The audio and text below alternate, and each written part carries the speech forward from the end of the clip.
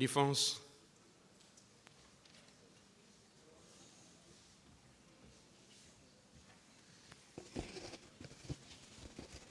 Merci, Monsieur le Président.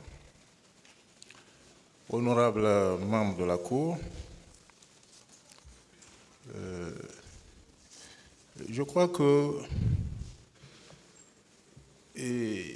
nous sommes dans un théâtre, mais on nous a appris à l'école que le procès est un grand théâtre, pas n'importe quel théâtre. Les règles qui sont prescrites par le Code de procédure pénale, ce sont ces règles qui doivent être observées. Un accusé qui a eu tout le temps de s'exprimer de bout en bout, tout le monde a apprécié la manière par laquelle vous gérez ce procès, les débats, votre patience. Aujourd'hui, M. Marcel Guilavogui ne peut pas surgir tout de suite pour dire qu'il veut prendre la parole, alors qu'on est à la phase de l'audition des parties civiles. Je crois que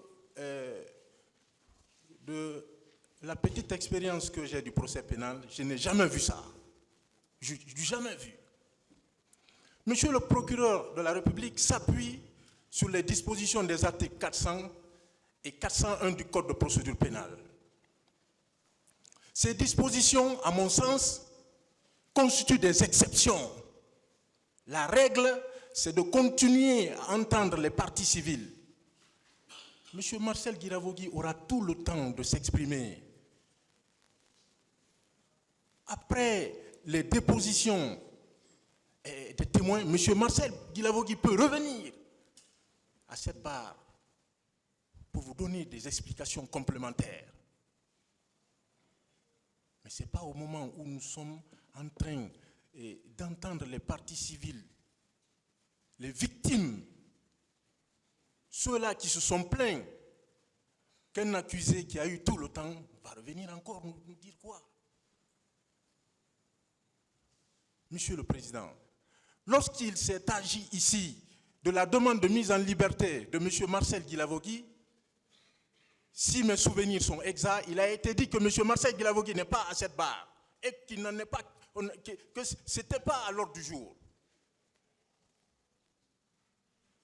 Vous avez appelé une partie civile à la barre. Nous souhaiterions, en ce qui me concerne, la défense du colonel Moussa Tcheboro Camara, que cette partie civile soit entendue.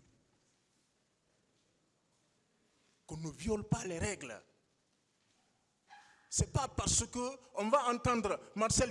Marcel Guilavogui aujourd'hui qu'on aura toute la lumière sur cette affaire-là.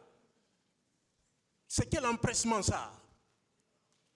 Il peut revenir à un moment donné, au moment indiqué, au moment des confrontations, pour donner son point de vue. Ce ne sera pas tard pour que le tribunal prenne une décision.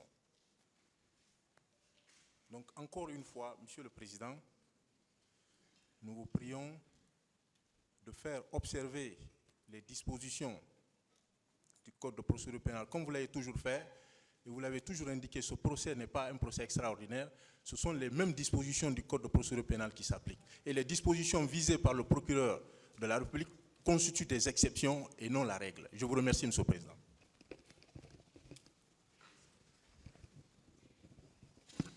Quand l'heure de la vérité sonne, il faut la faire exploser parce que cette assemblée n'aurait plus de sens si ce n'est pas pour triompher la vérité, le droit, la justice et l'équité. Marcel, on ne sait pas ce qu'il va dire. Mais je crois que ce n'est pas un petit accusé, c'est un témoin majeur dans cette affaire. Et tout comme la police scientifique va exhumer les corps qui ont été enterrés en des endroits que nous cherchons à identifier, les faits de la cause peuvent être exhumés à tout moment de la procédure. c'est à quoi Marcel veut s'exposer pour que si le tribunal des hommes doit le condamner, pour le temps qui sera d'ailleurs prescrit, que dans l'âme, dans le conscient, dans le subconscient, qui se sentent délivrés. Le repentir, c'est ce à quoi Dieu nous appelle. Et je crois que c'est ce à quoi il veut parvenir. Nous ne préjugeons pas de ce qu'il va dire, nous ne savons même pas pourquoi. Mais pourquoi des fuites en avant? Que ça soit fait avant ou après, mais je crois que la défense divisée ne s'oppose pas à ce que Marcel ait la parole et que les bases légales ont été sérieusement, véritablement évoquées par le parquet.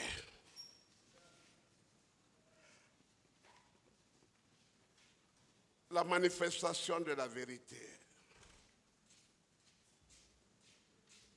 S'il peut participer, pourquoi ne pas lui donner la parole? Pourquoi avoir peur de mourir quand on doit mourir?